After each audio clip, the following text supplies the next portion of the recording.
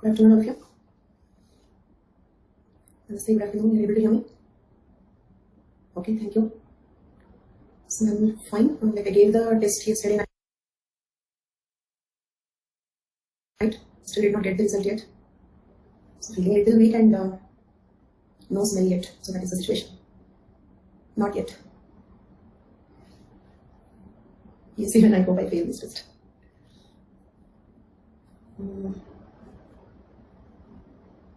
First class. No, I don't have any breathing problem and the saturations are normal. So first class you will be able to understand means you may not feel very comfortable with it, but it's okay. You may follow, okay, but you may not feel 100% comfortable. Next. So we were discussing economic anthropology. We completed the famous debate, that is formalist versus substantivist debate. This is one of the very popular questions in UPSC. Many times it repeated, okay. And after that we started types of exchange, okay. According to a new evolutionist Marshall Sahins, there are 3 types of exchange, okay. Generalized reciprocity, and first point is what you have to understand is reciprocity. Reciprocity is equal to exchange. Okay, first remember this point. So according to Marshall Sahins, there are 3 types of exchange: generalized reciprocity, balanced reciprocity, negative reciprocity. Balanced reciprocity means like a supermarket purchase. Generalized reciprocity is like giving a gift when you attend your friend's marriage, where she may return the gift or may not. Okay, or may give a very small gift also, which is not equal to the gift that you have given, but still you give a gift to that. So that's called generalized reciprocity. Negative reciprocity means exploitation. Okay, so understanding the taking advantage of the other person's weaker situation, trying to exchange something of more value for a lesser value. That is called as negative reciprocity. Marriage exchanges are a part of it. No, that is different. Okay, so that is totally different. This is different. This is economic exchanges, resources, exchange of resources, not exchange of people.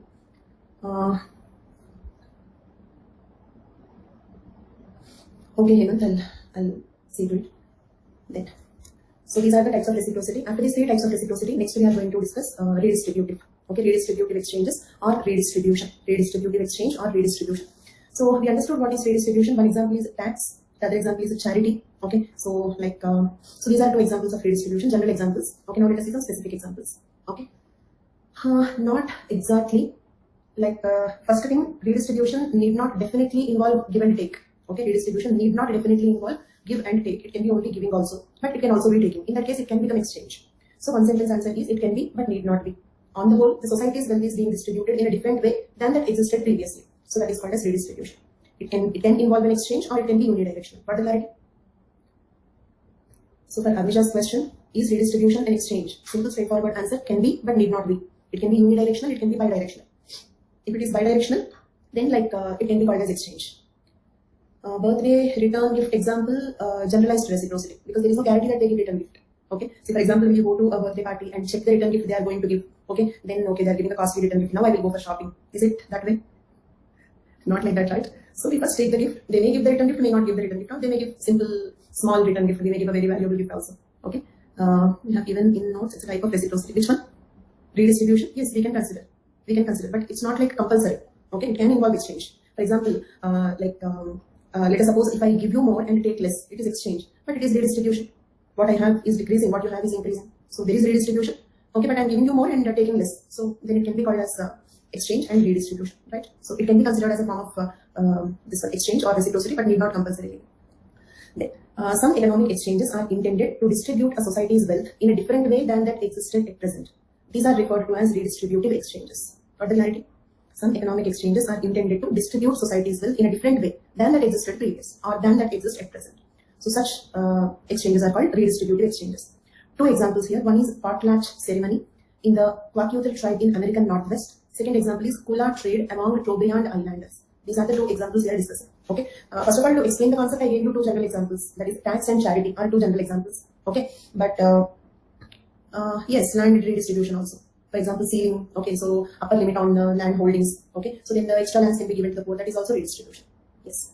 Okay, but those are general examples. Here I have given 2 particular specific anthropological case studies. Okay, those 3 land distribution, as he is rightly mentioning, tax, charity, are general examples to understand the concept. Okay, but here 2 anthropological case studies to write in the exam more specifically. Okay, so what are the 2 examples? One is potlatch ceremony in Kwakiutl tribe in American Northwest. Second example is Kula trade among Trobriand Islanders. Right? Can I proceed? So we are now discussing this case study. Kula trade among Trobriand Islanders. Actually, this is Nalimowski's case study. Nalimowski's case study. Okay, so here itself we will study this case study for redistribution, and also we will study the case study for functionalism also. And this case study I will not repeat again in functionalism. Right? Okay, when I tell the meaning of every word, why will I leave only this? Or if I don't tell, maybe I don't know. Okay, so wait for a while. So this is the case study for functionalism also. This is the case study for functionalism also. And when I teach functionalism in Unit 6, I'm not going to repeat this. Okay. And Malinowski, little introduction about Malinowski. Malinowski is called the father of ethnography. Reason is he is the person who did who spent longest duration in a single fieldwork. Okay, he is the anthropologist who spent longest duration in a single fieldwork. Okay, and he is one of the pioneering thinkers who started fieldwork as a tradition in anthropology. Okay, and also he was the first person to do the anthropological research in native language. Did you understand? He was the first person to do the research in native language, their native language. So when he studied Trobriand islanders, he studied them in their native language and longest study. He's the father of ethnography. Okay, so and he's a proponent of functionalism theory, participatory observation also. But those details we will see in Unit 8. Okay, so the method he followed is participant observation. Participant observation means he will participate in their activities. Okay, he will become a member of their community. He will participate in their activities. For example, if they arrange a weekly market, he will also sit there. He will also sell something. He will also purchase something. Okay, he will also travel along with them in the Pacific Ocean. Okay, so he will do whatever they do. He led the life like those people. Okay, so therefore it is also called as a participant observation, right? So first we are discussing this example. Later we will see the potlatch ceremony. First example we are considering is Kula trade. Okay, Kula trade, Bronislaw Malinowski. Okay, he is the father of ethnography, and in the year 1914 he travelled to Trobriand Islands. Okay, when is this case study done? In the year 1914. Okay, and if you observe, they are 450 square kilometers archipelago. Archipelago means a group of islands. Okay, a group of islands. Total spans 450 square kilometers. Okay, 450 square kilometers archipelago. Where is this? It is off, means next to the east coast of New Guinea. Okay, it is next to the east coast of New Guinea, and these islands are a part of the nation Papua New Guinea. Okay, these islands belong to the nation Papua New Guinea, and they are present next to the east coast of New Guinea. Spans archipelago is, yes, archipelago is a group of islands. All these islands together 450 square kilometers. This group of islands is next off to the east coast of New Guinea. Belongs to the nation Papua New Guinea. Okay, and he prepared monograph. Monograph means what? An ethnography on a single society or a single tribe. Okay, first of all, ethnography means what? The word ethno means culture. Of course, we have a broader meaning to it. Okay, but at this level, let us assume the word ethno to be culture. But we have a broader meaning to it. Okay, so ethnography means what? Studying the culture. Ethnography means studying the culture, right? Ethnography. That is the reason why Malinowski is called father of ethnography, right? And when we do the ethnography on a single society, then we call it as monograph. Ethnograph, one single ethnograph, monograph. And that monograph title is Argonauts of Western Pacific. Argonauts of Western Pacific. Okay, Argonauts of Western Pacific means they keep swimming, they keep traveling in the Western Pacific Ocean. Therefore, the title Argonauts of Western Pacific. Who are these Argonauts of Western Pacific? Trobriand Islanders. Okay, Trobriand Islanders are these Argonauts of Western Pacific. Clear? He studied their behavior, culture, economic, political, kinship, and related aspects. Okay, means it is a holistic study. For example, like Catherine Dowgis, he did not study only their marriage or only their economy. Okay, not only their kinship. It's a holistic study. So it's an ethnographic study of Trobriand Islanders. So what all he studied? He studied their behavior, culture, economic aspects, political aspects, kinship, and all related aspects. Okay. Then the research method he followed is the participant observation method, and this study was crucial for Marcel Mauss' masterwork, The Gift. Okay, so if you remember earlier I said Malinowski along with Marcel Mauss. Okay, they both started economic anthropology as a new branch in anthropology, isn't it? Okay, so as a new branch in anthropology, and this Marcel Mauss wrote a famous book called The Gift. Okay, so you understand the importance of this word gift. He wrote a total book on the word gift. Okay, why? Because exchange is an alternative to the market purchases, supermarket purchases in the primitive societies. Okay, so we have like supermarket purchases. Okay, but in the primitive societies they have exchanges. Exchange means what? Exchange of gifts. Okay, and Marcel Mauss wrote this book, The Gift, and for this book, Malinowski's study on Trobriand Islanders was crucial. Do you understand? Based on Malinowski's study, Marcel Mauss wrote the book. Based on Malinowski's study, Marcel Mauss wrote the book. Name of the book, The Gift. Okay. He studied Kula trade. Okay. Then now what is Kula trade? Okay. What is Kula trade? Actually, what is Kula is one question asked by one student. Like that we don't know. Okay. That is in their language, in Trobriand Islanders language. So this is not the word the Kula like caste or not related to that. Okay. So this is in their language. Okay. And Kula trade means what I will explain. Okay. So not like the word meaning. So what is this Kula trade? Okay. It is a large-scale trade network in shell bracelets and necklaces. Okay, let me show you the images. Okay, so this is seashells made bracelet. Seashells made bracelet. Got it? They call them as Molly. M-W-A-L-I. They call them in their language. You call it as bracelet. They call it as Molly in their language. Okay, they call it as Molly. Nice. Okay. Then, this is necklace. Seashells made necklaces. Seashells made necklaces. They call them as Solava. Memorize the words. Molly, Solava. Okay. So what is Kula trade? Kula trade is a large-scale trade network of Molly and Solava. Is it clear? They keep exchanging these objects. They keep exchanging these objects. Not barter. Okay? Not like barter, not like judge money, not like supermarket purchase, not like anything. This is a totally new concept. Stop guessing. Listen, handmade. They're very primitive tribes. At least at the time when he studied, 1914, at the time he studied, it was a very, very primitive tribe. handmade. Okay, Somali Sulava. What is Kula trade? Kula trade is large scale trade network of seashells made bracelets and necklaces. That is Mali and Sulava. And look at Malinowski. So this is participant observation. He led the life just like Trobriand Islanders. Right? He spent years together time there. Okay. And actually field work is not easy. In that duration, like he lost his mother. He did not even get the news of it because they go to remote places. Okay. At that time, even normal places also there was no like connectivity, no cell phones, nothing at that time. Okay. So more particularly when go to such island or forest communities, they face much more problems. Okay. And like another very important thinker to mention in the fieldwork is Morgan, Lewis Henry Morgan. He lost his daughter when he was in the fieldwork. Okay, so like that, on the whole, I just wanted to convey that fieldwork is not an easy thing, but fieldwork is the most important research method in anthropology. The most important research method in anthropology. Okay, then so now we understand what is Kula trade. Okay, so he studied Kula trade, which is large-scale trade network in shell bracelets and necklaces. Kula trade occurs among the Kula ring. Kula trade occurs among the Kula ring. What do you mean by Kula ring? Kula ring means it spans 18 island communities. Do you remember I said it's an archipelago? So there are total 18 islands there. One of them is a Trobriand island. One of them is a Trobriand island. Okay. So Kula ring is 18 island communities including Trobriand islands. Clear? Total 18 islands spanning an area of 450 square kilometers in the Western Pacific Ocean. One of them is Trobriand island.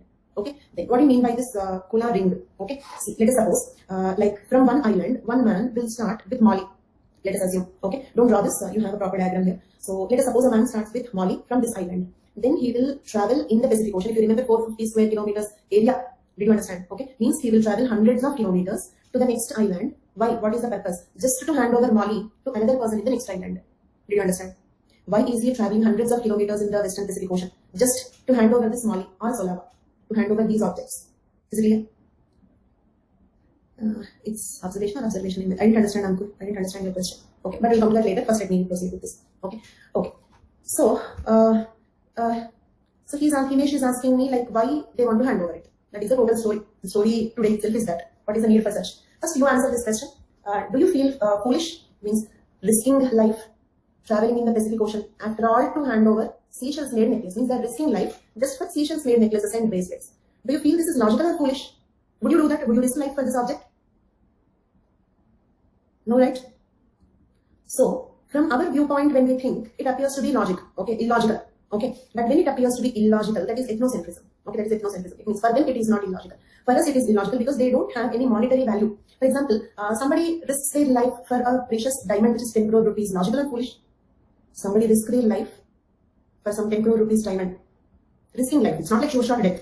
Here also, they are not committing suicide for this. They are just risking their life, traveling in the Pacific Ocean to hand over this. So risking life for a 10 crore rupees diamond is logical for us. But risking life for this is not logical. Why? Because this is not having monetary value.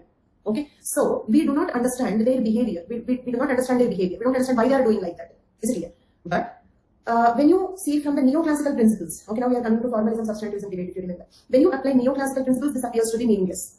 When we apply neoclassical principles, it appears to be meaningless. Why? Because it's not profitable. Time waste. After all, for okay, leave about risking the life. Okay, will you at least waste one day time after all to hand over this object to somebody else in another island? No, right? So we feel time waste. Why? Because it's not profitable. How much effort I am keeping, how much profit I get. So this profit cost logic, if I apply, this is meaningless. That is the reason why Malinowski, like any other substantivist thinkers, say that don't apply neoclassical principles to understand the economic behavior of primitive societies. Okay, so understand them independently. Maybe this is not logical for us. Maybe this is logical for them. Okay, so if you remember yesterday, I said Malinowski is also a substantivist thinker. Okay, so from this case study, did you understand how he is trying to explain substantivist viewpoint? Okay. If we apply neoclassical economic principles, this is meaningless because it's not profitable. You have to give a lot of effort, okay, after all for this object. But if you apply some other principles, you may understand that behavior. So Malinowski is a substantivist thinker, okay. And then what is the purpose? Okay, let us don't apply the neoclassical principles. Okay, let us apply some other procedure. Okay, so actually what is the purpose? I will explain, but little later. Okay, let us first complete the details of this Kula trade. After that, I'll explain the purpose of it. Okay, so why they are doing it. Okay, so yeah, I said Kula trade occurs among Kula ring that spans 18 island communities, including Trobriand islands, right? So what do you mean by Kula ring?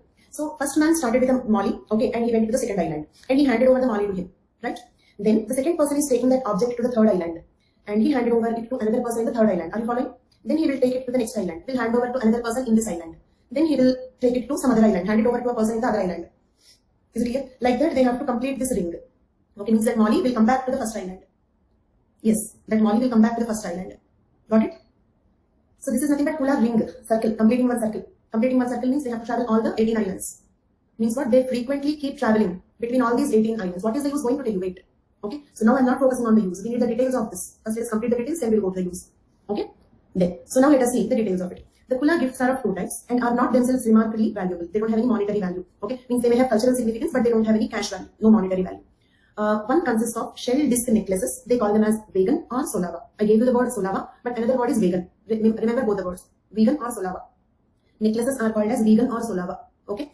And these are traded in the clockwise direction. Okay. Means what? Solava should be always given only in the clockwise direction. Look at this. Okay. Necklaces, solava. In what direction they are giving? That is in the clockwise direction. Got my point? So necklace or solava should be traded only in the clockwise direction. This is their rule. This is their rule. Don't ask me why they have that rule. For example, like when everybody is eating non-vegetarian, why only Brahmins should not eat non-vegetarian? Why that rule? Okay. So why women should wear bindi? Okay. So why you have to, like, why Jains should follow so why Muslims should not consume alcohol? We have so many cultural rules. For every cultural rule, we don't know the reason. First of all, we don't know the reason for all our cultural rules. Agree? In our culture, we have 10 rules. At the maximum, we know 1 or 2. Okay. Then we don't know the cultural rules of it. Means why that should go in clockwise direction, we don't. That's a cultural rule. Just like don't throw the hair on the floor, don't cut the nails on Tuesdays, something like that. We don't know. It's a cultural rule. Got it? Same way, if it is molly, okay, that is arm shells, that is bracelets, they will always be traded in the anti-clockwise direction, counterclockwise direction. Solava in this direction, molly in this direction, right? And these are all the names of those 18 islands. Each circle is an island. Kirivina, Kitawa, Vakuta, Northwest Dobu, Marshall Bennets, Woodlark, Loglan, Misima, Vari, Chukyu, East End Islands, East Cape, Southeast Dobu, Dobu, Amflets, Sinaketa, Keluka, okay? So, these are all the islands, 18 islands. Need not, okay, you can make a small rough diagram of it. Okay, these are those 18 islands. Clear? Fine. So, how did you understand what is Kula ring? Kula ring means what? If you observe, okay, see here, from Amflets, okay, one person is taking one gift to Kelula. Then from Kelula, another person will bring the gift back to Amflets. Did you understand? And in the process, they have to cover all the islands and come back to the place where they started. That is called Kula ring. In the Kula ring, solava always is traded in the clockwise direction, molly is traded in the anti-clockwise direction. Okay.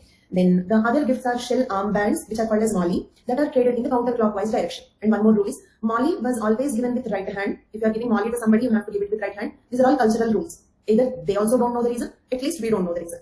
Clear? They are cultural rules. Molly was always given with right hand, solava was always given with left hand. Okay. Then, so the trade first happens between villages and then from island to island. Means what? Let us suppose in one island, select this is one island. In one island there are some villages. Okay. So first of all, one man will take the gift, molly or solava. He will travel through all villages and come back. So he will complete his island first. Then he will go to next island. Did you understand my point? Okay. So the trade first happens between villages and then from island to island. Between villages within the same island. And then next level from one island to the other island. One more rule is, if the opening gift was an armband, means if I give armband, then I have to take necklace. Did you understand? If the opening gift is an armband, then the closing gift must be a necklace and vice versa. It means if I begin the ring, okay, by giving the necklace, then I have to end the process by taking a bracelet. If the opening gift for every person, okay, for every person, if I open the process with molly, then I have to close the process with solava. Okay, too many cultural rules. Okay, got it till now? Okay, few questions. What do they call the necklace as? Is there any other name for it? Vegan or solava? Very good. Then what do they call their bracelets as? Molly. Solava always traded in clockwise. Okay. And molly counterclockwise. Okay. And one more point is, if the opening gift is molly, then closing gift is solava. And they first they will cover all the villages within the island, and then they will move on to the other islands. In the process, a typical Trobriand islander will frequently keep traveling this 450 square kilometer distance between the islands, risking the life. In the process, he may even die also, because it's risky. And they don't have any very sophisticated boats or ships. Do you understand? You have seen the picture. They're very primitive tribe. With the technology they have, okay, frequently traveling 450 square kilometers means, imagine, this definitely involves life risk. So they don't hesitate to risk the life for these objects. Must be paid high, right? But Adarsh, that is neoclassical economics. Okay. How can they be paid high? Because they don't have cash at all. Okay. And they don't have unlimited bonds. What they will do if you pay high? Did you understand? Just imagine what they will do if you pay high. Okay. So, commodities, no commodities. In the process, they catch the fish, they eat. What commodities they purchase? Some gold jewelry. Okay. Or some automobiles. What they purchase? Okay. Comparable to our Sentinelist tribe. Okay. They don't have a market to purchase also. I'll give you a small example. In my childhood, when I was 7-8 years old, I frequently used to ask some money to my parents to buy some chocolates or something. Then once my father took me to his village, okay, kind of a very small village. Then he gave me some 10 rupees. I was around 9-10 years old, and then he challenged me. Okay, that is like spend it and come back. Is it clear? I have to spend that 10 rupees. And the entire daytime he gave me, I could not spend. There was nothing to buy there. Okay, anything which I eat or anything that fascinates me, there was nothing there. So I finally went at the maximum. One of that village girl, bought me one soda, color soda. Okay, that's all. That was some 15-20 paise then. That's all. And nothing more than that we could spend. Okay, so they cannot spend that. What they will do? That is the reason why the neoclassical economics are not applicable there.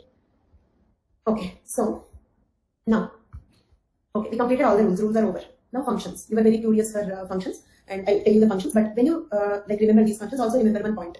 I told you that this is also the case study for Malinowski's functionalism. In almost all the case studies, in almost all the theories, we have case studies. So we are completing the case study of functionalism is also here. So case study is over, observations are over. Now we need two conclusions. One conclusion is for functionalism, means how this case study proves functionalism. Okay. Another conclusion for substantivism. How this case study proves substantivist viewpoint. Not substantivism exactly. How this case study proves substantivist viewpoint is correct. Did you understand? So we need two conclusions. First conclusion should prove functionalism. How this case study proves functionalism. Okay. Basically, what is functionalism? Functionalism means every social institution. Is Kula Trade an institution? Avish, think about your answer. Remember what is institution. What is a social institution? Remember that. And then think whether it is a social institution or not. Social institution means what? Folkways, customs, traditions, orthodoxy, institution. So institution is something which is a long-lasting custom. Something which almost everybody do. Right? And there are some rules in social institutions. If you remember, I said without rules, there is no social institution at all. Do we have rules here? Yes. Clockwise, anti-clockwise, right hand, left hand. Okay, opening gift, closing gift, first villages, then islands, should complete the ring, should definitely participate. These many rules are there, so everybody should follow that city, and it is a long-lasting custom, and it is a social institution. Clear? There. So, what is functionalism now? Functionalism means what? Every social institution is originated to fulfill some biological needs of humans. For example, marriage for physical needs, sexual needs, and procreation. Family for upbringing the children. Religion for psychological stress. Okay, every social institution is originated to fulfill some biological or cultural or psychological needs of humans. Do you remember this? And also, do you remember we compared between functionalism and structural functionalism? Structural functionalism also. Structural functionalism says that we do functions, we have function. What is the function of the humans? To maintain a social structure. And Malinowski says social institutions have a function. What is their function? To fulfill our biological needs. Do you remember this, all of you? Brown and Malinowski difference? This is called biocultural functionalism. Which unit means actually we discussed this as a single point in religion. But in depth of this point will be discussed in Unit 6, which is not yet completed.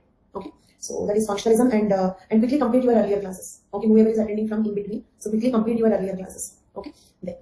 So every social institution is originated to fulfill some biological needs, or every social institution is having some functions. Okay, now let us see the functions of Kula Trade. Functions of Kula Trade. First one, to maintain friendly and mutual trust relations. To maintain friendly and mutual trust relations. Okay, let us suppose their kin members, their friends are present distributed in different islands. The population is distributed over 18 islands. If there is no such rule, do you think they will just go to the other island to say hi? They will not travel to the other island just to say hi, how are you? So to maintain the relations, we need to keep, say for example, in general, we will not keep visiting our relatives. That is the reason why we have some festivals. On festivals, it's a rule that you have to go and meet. On some festivals like Diwali, Dasara, right? And the festival can be different in different cultures. India is having very diverse forms of different cultures. Okay? So with rituals, marriage rituals, there are some compulsions that we have to go and meet. So here also, they made one such compulsion that they have to go and meet. Is it clear? So to maintain friendly and mutual trust relations. For example, if say for example, like you have given me Molly, in return I have to give you Solava, but I don't give, then it means you cannot trust me anymore. It means I'm destroying my trust relation. Is it clear? Okay, so to maintain friendly and mutual trust relations. This is one function. Second function is excommunication or isolation from Kula ring is used as a punishment system to achieve social control. For example, they don't have prisons, they don't have court. Okay, they don't have sophisticated legal system. Okay, now they also have some cultural rules. Say for example, clan exogamy, like incest taboo. There are such rules. They also have many such rules. If anybody in the community breaks a cultural rule, okay, breach of norms, right? Then in general, in other societies, when there is a breach of norm, they have punishment. Okay, say for example, monogamy is a norm, bigamy is a punishment. Okay, it receives a punishment. Okay, the person may be even imprisoned, but they don't have prisons, they don't have court of law, they don't have any legal system. In such situations, how to achieve social control? Do you understand how to achieve social control? Kula Trade. Kula Trade helps in maintaining social control. How? Just imagine 18 islands, thousands of people, hundreds of kilometers. They are taking it so seriously. I will just excommunicate one person from the ring. Remaining all thousands of people will keep exchanging the gifts, but they will not exchange gifts with this person only. How does it feel? You know, isolation is the best form of punishment. Is it clear? Excommunication, in Tarawad concept also we have seen. So with the fear of excommunication from the Kula Trade, okay, people will not dare for any breach of norms. Do you understand? So through Kula Trade, social control can be achieved. Through Kula Trade, social control can be achieved. How it is achieved? Excommunication or isolation from Kula ring as a punishment for breach of law. Okay, next.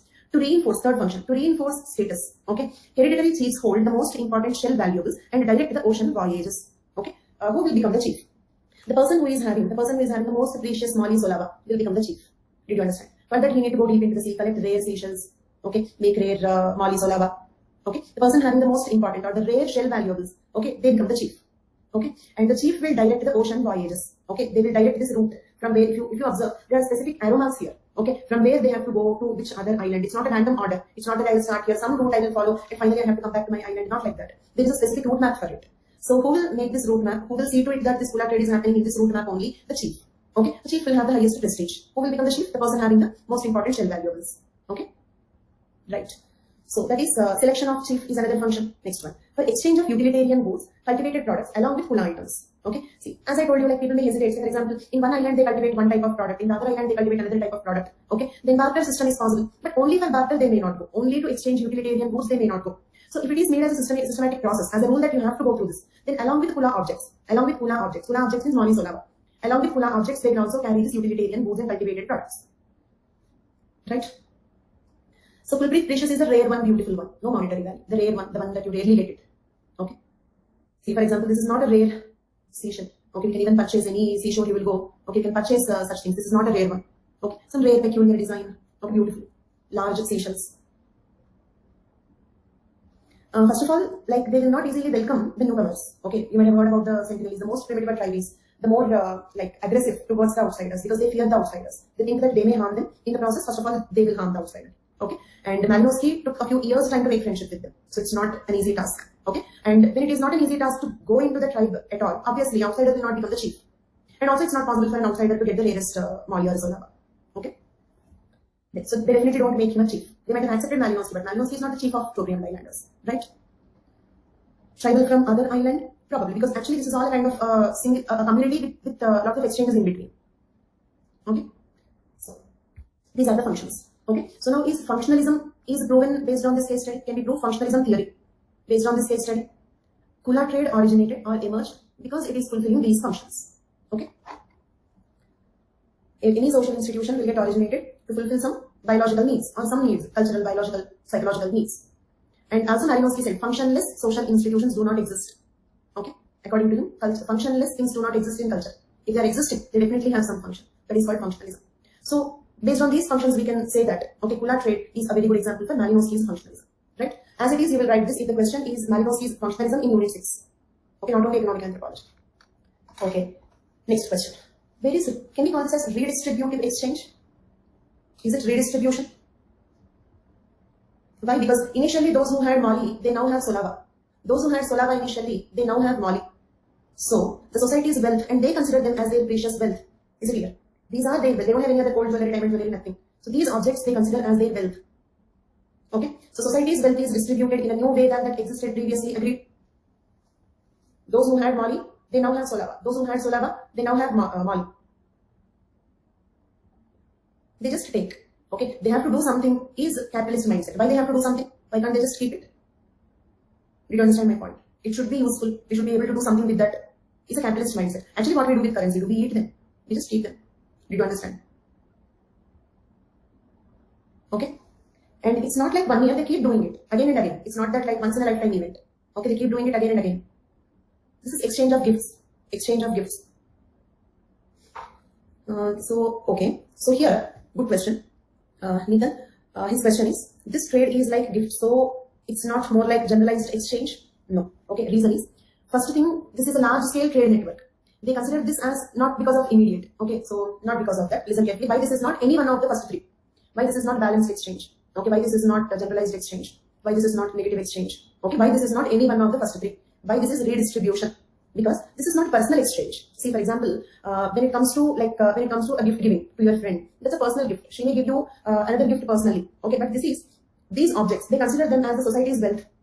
Okay, so the society's wealth is getting distributed in a new way than that existed previously. Moreover, this is a large-scale trade network. This is not between two people. Okay, the first three types of exchanges that we have seen are between two people. Agreed? If you go to supermarket, it is between you and shopkeeper. If it is barter system, it is between you and the person with whom you are exchanging it. Okay? Asif Ali capitalist aspect means what I said is, like one student asked me what they will do with them. Then I said why they should do something with them. Is it clear? We should be able to do something with that. It should be valuable. It should be useful. Is capitalist mindset, formalism mindset. Got it, Asif Ali? Why they should do something with that? Okay. Say for example, when we work, we expect money, but when they work, they don't expect money. They just keep working. They just keep working for a time pass to keep them engaged. So, like objects should be useful. Objects should be valuable. If I work, I have to get something. Is formalism mindset. Okay. So leave the capitalism point here. First, did you understand why this is not generalized reciprocity? This is gift exchange only. Why this is not like giving a gold ring and taking a bouquet? Why this is not just like gift exchange? Gift exchange is between two persons. This is a trade among 18 island communities. Did you understand? And say for example, if I give you a gift, you will keep it or you will use it. But here, if I give you a gift, they have to give it to another person. They cannot keep it. Did you understand my point? Okay. So if I give Molly to somebody, they cannot keep the Molly for the lifetime. They have to hand it over to the next person. So it's a chain, it's a trade net, large scale trade network. And I don't mind spending time here, okay, because like actually this is a popular question. Many students ask me this. Why can't we call this as generalized reciprocity? Why this is redistributive exchange? If I give you a gift, you can keep it. If I give you a gold ring, you will keep it for the rest of the life. Or you will purchase it, you will get money, you will use the money. Means finally it is yours. But if they give Molly to somebody, Molly is not theirs. They have to hand over Molly to the next person. It's a large scale trade network. Okay. Is there a duration? Nothing. They keep repeating it. They keep exchanging it. There is no duration for it. The last person will start the chain once again. Nobody keeps it. They keep exchanging. No one keeps it. And even the chief should hand over his precious Molly Solava to somebody else. Then the chief changes. It means there is no permanent chief there. Right? Anybody can start it. Okay? How they utilize, tell me. Akash? No one can utilize them. Okay, if somebody wants to utilize them, how to utilize? Can they eat? Can they save for money? They keep paying. They keep paying. But they cannot keep them. They cannot retain them. If they retain, they will be excommunicated from the chain, from the ring. Okay? And it means, do you remember one function is mutual trust relation? For example, like I like this Solava, Molly. Is it clear? I'm not feeling like giving you. Okay? So then like I'll be excommunicated means I'm breaking my trust relation with you. Do you understand the point? Observe the functions here to maintain friendly and mutual trust relations. Okay, and they have to keep this going, keep this running. Reason is, if the Kula trade keeps running, okay, if this goes on, then anybody who breaks the rule can be punished by excommunicating from this ring. Then nobody will exchange with them. Okay, then to reinforce the status, from this we can understand that the chief's position is not permanent. Chief's position is not permanent, even the chief changes. Right? In kingdoms, chief's position is permanent. Okay, sorry, in kingdom, king's position is permanent. He will have his crown till his death. Not only till his death, his next generation also will inherit that. Okay, but this is not like that. This is much primitive when compared to the kingdom.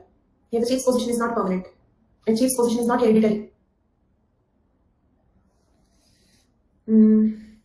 Suppose a person finds rare Molly and has to pass it on. What about Molly, which was already circulated? See, like one person gives Molly to one person, but there are many people, no?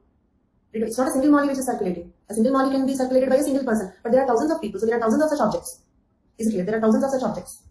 Clear for all of you? Next question. Okay, redistribution seems to be neoclassical economics concept, yet it is applicable. Okay, Aditi, how it seems to be neoclassical economics? How it seems to be neoclassical economics? Neoclassical economics means profit. Okay, so what kind of profit they have? Is there any monetary profit because they are risking their life? This is not for profit, it's a cultural habit for mutual friendly relations and all. Okay.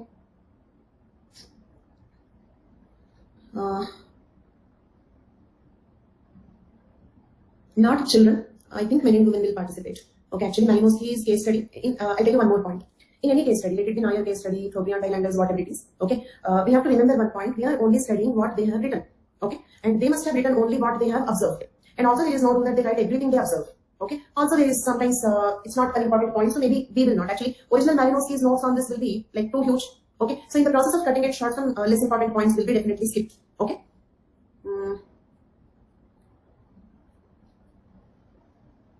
But here it's hereditary written. Where? Okay, hereditary chiefs. Yes, but actually it means like during evolution process, the things will not come all of a sudden. Okay, so when it comes to the kingdoms, the king's position is absolutely hereditary. Okay, but let us suppose like if he can retain, then he can like his chief's position can be inherited to the next generation. But the point is, meanwhile, in his lifespan, okay, if the chief changes, did you understand my point? If his position do not change, if he could retain the precious Mali Solava, then his position can be handed over to his son.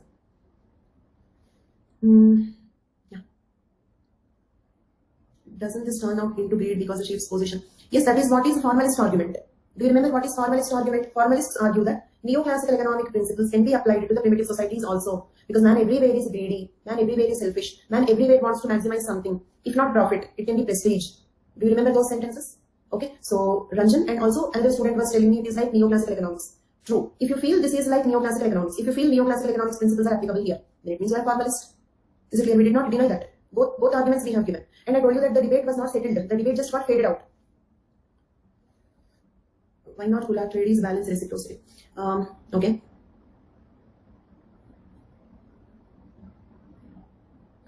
It is like barter system, then why it is not called balanced reciprocity? Thank you, Krishna. Okay. So why this is not balanced reciprocity is one question. But I raised another question in a little more detail. We have three types of reciprocity we have seen. What are they? Balanced, generalized, negative. Right? What is common between all these things? Common among all these things is, okay, between two persons. Between two persons. Agreed? But when this is happening at a society level, okay, and all these objects are considered to be the wealth of the society, and also do you remember they have common property, whatever they consider as a property, that is common for them. So all these island people, they consider these Kula objects to be their wealth. They consider the Kula objects to be their wealth, society's wealth. So the society's wealth is getting distributed in a new way than it existed previously.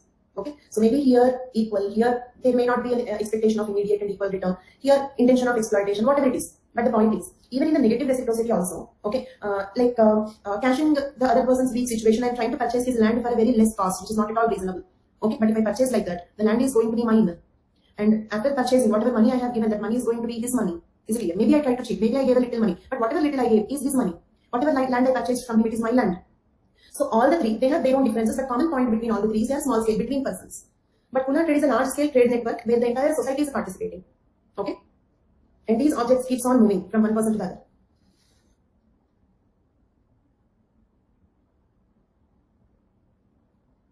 Also performing in groups like.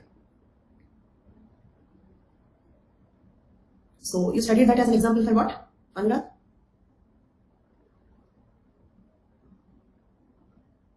For balanced reciprocity.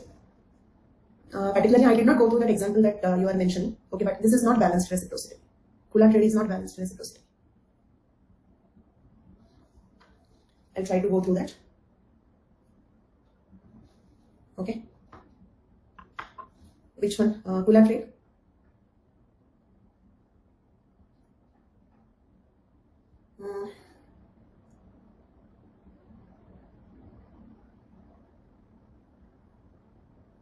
Okay. Okay, I'll give you clarity on that in tomorrow's class. It cannot be balanced reciprocity for two reasons. One is it's a distribution of the wealth of the society. Second one, how do we consider they will be of equal value? So those are the 2 points which are there here. So I will check and I will again get back to you. Okay. Now, Malinowski's substantivist explanation of Kula trade. If we study Kula trade from the viewpoint of cost-benefit rationale, it appears to be illogical as Kula objects do not have monetary value, but Kula trade has functional significance independent of the cost-benefit rationale. Okay, so this is what is Malinowski's substantivist explanation of Kula trade. Is it clear? So when we see the cost-benefit rationale, we cannot apply that rationale here, but it has lot of functional significance. Some functional significance which is specific to their culture, which we may not understand. So that is Malinowski's substantivist explanation of Kula trade. And remember, if Kula trade, you are writing this case study for functionalism, okay, then focus on this point. Kula trade started and existing among Florian Islanders because it has a functional significance. This is functionalist explanation of Kula trade. Do you understand? We are getting two conclusions here. One for functionalism, the other for substantivist viewpoint. If you are writing this case study for Malinowski's functionalism in Unit 6, okay, then you have to write this conclusion. Kula trade started and existing among Florian Islanders because it has functional significance. Then what is its functional significance? These are the functional significance, right? These are the functions of Kula trade. Then this is substantivist. If the question comes in economic anthropology, you are writing this for economic anthropology, then you have to write this conclusion. Next. So this is the Kula ring, Molly, Solava, Malinowski, right? Next, questions. Previous questions from this topic. As I told you, most of the questions from economic anthropology are from formalist substantivist debate, okay, or from reciprocity, types of exchange. Okay, here, these two questions are from types of exchange. With the help of appropriate examples, explain various forms of exchange systems. With the help of appropriate examples, explain various forms of exchange systems. Then discuss different modes of exchange in simple societies with suitable examples. Different modes of exchange in simple societies with suitable examples. Okay. Then, now let us see one more Example for this redistribution is potlatch ceremony. Fourth question you have to write about generalized balanced negative. Yes, you can write redistributive exchange also. You can write redistributive exchange also. Various forms of exchange systems, including redistribution. For both these questions, you have to write including redistribution. Okay. Then next, let us see potlatch ceremony. Okay. So American Northwest, where the Kwakiutl tribe, they organize large-scale feast. On such occasions, they not only enormous quantities of food were consumed and the gifts were given to the guests, but also many articles which they considered to be valuable were destroyed. This is interesting about potlatch ceremony. Okay. So what is potlatch ceremony? It's a large-scale feast. They invite all their relatives, serve large quantities of food. Okay. And they also destroy many articles which they consider to be valuable. Okay. And why they destroy these objects? Why do you think they destroy these objects? The reason is, like, if they destroy not only no attachment, to gain reputation, exactly, higher social status. For example, the very costly object, very high value object, if they break, it means they are rich. Do you understand my point? Since I don't care this, I have so much that I don't care this. So that is the point. So in this community, whoever conducts more potlatch ceremonies, whoever is invited for more potlatch ceremonies, and who breaks more valuable objects will be considered of higher status. The practice of feast, okay, known as institution of potlatch, among these people shows how giving away goods to the extent of physically destroying them was linked to their claims of higher social status. Okay, giving away the objects. Why? Because when they invite their relatives to this potlatch ceremony, they give them lots of gifts. Okay, means what, they are giving away valuable gifts. Clear? Giving away valuable gifts. Okay, and giving away to the extent of, giving away means giving as a gift to the other person is okay, understandable. But giving away to the extent of physically destroying them, okay, is linked to their claims to higher social status. The more feasts one group organized, the more prestige it received. Further, the more a group was invited to such potlatches, the more gifts it received, the more prestige the group gained in the eyes of the other groups. Do you understand? Both. Means invitee's status also will increase. Okay. For example, if Ambani calls you for a party, then your status also will increase. Do you understand? The more such potlatch ceremonies they conduct, the more gifts they give, the more food they serve, and the more valuable objects they destroy, their prestige in the society increases. And also, the invitees, a group that is invited for most of these potlatch ceremonies, that group also will get higher prestige. Okay, that's true, Gulpreet. But here the difference is not so much as we and Ambani, so that is the reason why both their prestige will increase. And do one thing, for the time being, consider both of them as examples of substantivism. Okay. Tomorrow I give you clarity exactly to which type of exchange they belong to. First of all, do you agree they both are the examples of substantivist viewpoint? Here they are destroying objects which are valuable. So means it's not profit cost. Means we have to understand this from different principles. We cannot understand from the neoclassical principles. Same way, Kula trade also, no monetary value, but still they are risking life. Okay, so neoclassical principles cannot be applied. So let us first consider they both to be the examples of substantivist viewpoint. Okay, exactly to which type of exchange they belong to. Okay, I'll give you a little more clarity in tomorrow's class. Next, these are completed. Next, look at here. There is another question. Discuss the impact of globalization on tribal economy. Did you all understand all the topics till now? Any doubts? And to which form of exchange they belong to? Okay, so I'm just keeping it on hold. We will finalize that tomorrow. And are you in a position to write these 5 previous questions that we discussed? Okay, now let us see this question, 6th one. Discuss the impact of globalization on tribal economy. Okay, so in one sentence, what is the impact? Can anybody answer? What is the impact of globalization on tribal economy?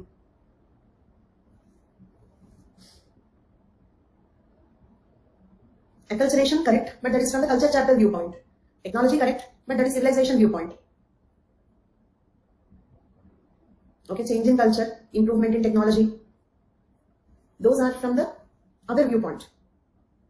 So from economic anthropology viewpoint, what will be the impact on tribal economy particularly? The question is not tribal culture, tribal economy due to globalization. Ease of traveling, all those things are correct. I'm not denying any one of them. But there are other aspects. Particularly what is happening to tribal economy. Before globalization, okay, what is the tribal economy? What kind of economy they had? Before globalization, what kind of economy they had? Substantivist economy or subsistence economy? So before globalization, they had subsistence economy. After globalization, they have formal economy. Agreed? So in this context, that is the change. Their culture will change, their culture may be destroyed, they may be exploited. Okay, they can have technological development. They will come into the mainstream, all are correct, but they are out of context. Okay, in this context, what is the most important point? Their subsistence economy is changing into market economy. Their subsistence economy is changing into formal economy. Clear? But one sentence is not sufficient to write. Okay, it's a 20 marks question. So let us see how to write that. And I have given a model answer here, direct model answer. Okay. So first, introduction. Traditionally, there existed many differences between tribal substantive economy dominated by reciprocity and Western formal economy dominated by market exchange. Traditionally means before globalization, there existed many differences between tribal substantive economy dominated by reciprocity. Tribal economy is dominated by reciprocity. Formal economy is dominated by market exchange. Formal economy is dominated by market exchange. Okay. So traditionally, there existed many differences. After stating that there are many differences, let us write the differences. Market exchange, reciprocity. Okay. Let us write what are those differences that traditionally existed between tribal economy and formal economy. Clear? Okay, last slide. The question is, discuss the impact of globalization on tribal economy. Discuss the impact of globalization on tribal economy. And actually, like I'm feeling weak, but I took the class here for two reasons. One is I thought I'll get diverted because I'll keep thinking about that only, waiting for the report. Second reason is already we are lagging behind. Okay, we had to spend more time in genetics. So till now I did not understand how that political anthropology, when it should be covered. Okay, so again I don't want to delay that. That is basically the most important reason. I just wanted to complete economic anthropology today. Okay, so now let us see. So let us complete this. The question is, discuss the impact of globalization on tribal economy. Impact of globalization on tribal economy. Introduction.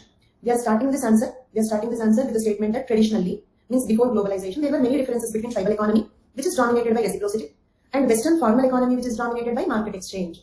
Then after stating that there existed many differences, next what we have to write? We have to write those differences. We have to write those differences. So let us see the differences. Okay, gave the differences in this table. Okay, in the market exchange, value is given to supply and demand. Okay, and cost and benefit. These are the things that we value. Agreed? In market exchange, value is given to demand, supply, cost and benefit. These are the things that we value.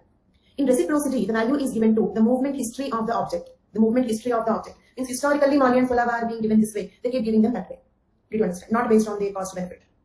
The movement history of the object. That object in history, okay, how it moved between the people. How it was exchanged. Next. No importance to origin. Here, importance to origin. Importance to origin. Origin of the system. There is no relation between object and people. In market exchange, there is no relation between object and people. Do you agree? But in reciprocity, there is deep relation between object and people. And in fact, this one, I will not completely agree. What is your opinion on that? For example, don't you have attachment with your bike? Don't you have attachment with your laptop? Okay, but that is lesser than compared to the relation between objects and people in primitive societies. Is it clear? We may have some attachment towards the objects, but we will not be ready to risk the life because of that. Right? And most of the times when it comes, okay, like suppose you like your bike so much, but it's been a few years, it is consuming too much of fuel, okay, and it is frequently giving trouble. Will you try to sell it in second hand or not? Means what? Finally, money is important. While selling it for profit, okay, you may feel little sad, but finally, and no possible exceptions are there. As a generalization, we don't keep them forever. Okay, we will try to sell it in the second hand if it is consuming a lot of fuel, right? Some people may not. Exceptions always exist. I never denied the exceptions. But primarily value, in majority cases, it is of the profit cost on the whole. But I have never seen a person who retained a bike forever. Okay. Particularly when they purchase these cars and all, I heard people saying that you have to purchase after, like resale it after some 3 years, because if you keep it for 2-3 more years, you will not get a good value for it. Did you hear this argument? Importance to origin means from where that particular object is coming. Origin of the object is not important. Origin of the object is not important. Right? Value is economic value is important. Here origin is important, from whom it is coming. Next.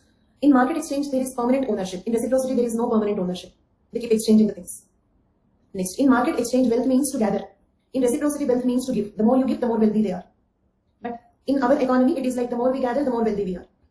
But of course, okay, like we also celebrate, most of the marriage celebrations are status show off. Okay. So in such cases, you have to remember one point, that in formal economy, we will have traces of substantive economy. But in substantive economy, we will not have traces of formal economy. Do you remember that point? In monotheism, you have animism, but in animism, you don't have monotheism. So like that, see 2 points. One is exception. Okay, exceptions possible. So there are a few people, like his father's scooter is 26-year-old. Yes, true. Okay, there are such cases, possible exceptions. Second one, even if you find, like here, I said no relation between object and people, but this will not be ultimately true. We have some relation, but this is a relative statement. In relation to reciprocity, it is more like that. Okay? Wealth means to gather. For us also, wealth means to give away. But giving away for us is less important than gathering. As a generalization again. 2 points. One is generalization, not exceptions. Second important point. Okay, that is, we can have traces of substantivism in formal economy. Because we came from that only. Okay, just like in monotheism, we have animism. Most advanced societies have belief in soul. Why? Because we came from, that is our past. Okay, So this is monetary economy, money economy. This is non-monetary economy. There is no mutual trust and importance to contracts. Here, no contracts, importance to mutual trust. Do you agree? We have importance to contract. We have to sign a contract. For example, you are purchasing a land. Will you do that based on the mutual trust, or do you prefer to sign a contract? So no mutual trust and importance to contracts. Here, no contracts, importance to mutual trust. Okay, they don't have any such contracts. Importance is to the mutual trust. Next, contract obligations. Here, moral obligations. For example, you sign a contract, so you will have to save it. Let us suppose you signed a contract for some 20 lakh. Next day, another party came saying that they will purchase the land for 30 lakh. Is it clear? But you have contract obligation. In their societies, they have moral obligations. Clear? Next, individual profit is important. Here, social mobilization is important.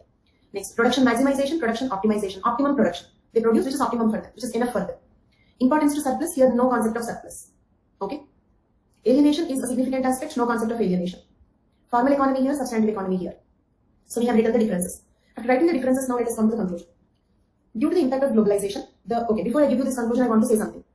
Look at the question. Question is, discuss the impact of globalization on tribal economy, right? This is paper 1 question. But in paper 2, unit 6 to 9, we have tribal India. You might have gone through the syllabus, tribal India, unit 6 to 9. There we have a topic called impact of globalization on tribals. But that is paper 2. So what you have to remember is, if it is impact of globalization on tribals, this answer is not the totality. But this answer is suitable for economic anthropology. Did you understand? If the same question comes in paper 2, your answer writing should be different. Did you understand?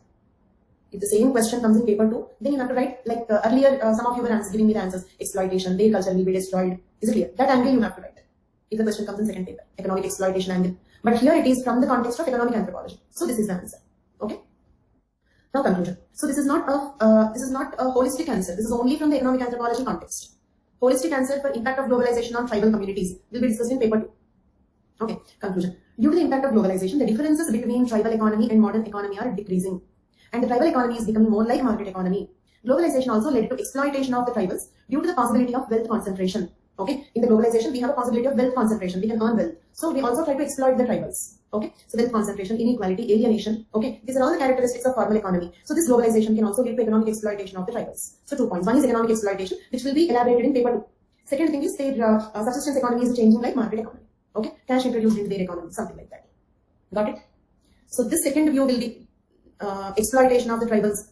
This context will be elaborated in paper 2. Yes, you can. Okay, tables are also not only that you can. Okay, also it is better to write because they are more presentable. So the point is the examiner do not have time or patience to read your answer completely. So we have to write the answer in the way that the examiner will understand what we have written at a glance. At a glance, he should understand what we have written. That should be the target. So just like diagrams, tables are also important. So you can write like this: introduction, table, conclusion. Not the total answer in the form of table. Okay. So if you write most of the answer in the form of a table, proper introduction and conclusion for it. So like this you can write. Next question. Next, types of questions. This actually, fine, okay, there are a few more points, but I'm stopping this class here today. Okay, and political anthropology I will discuss on some Sundays, or this Sunday I may not take the class. Somehow, like either I will plan extra Sundays, or like if we can complete some of the near future classes a little bit in advance, then I will incorporate political anthropology. So tomorrow we will be completing economic anthropology, and then again we are starting genetics as per the schedule. Let us proceed as per the schedule that political anthropology will deal later. Okay, so that's all for today. Thank you all so much. Bye bye.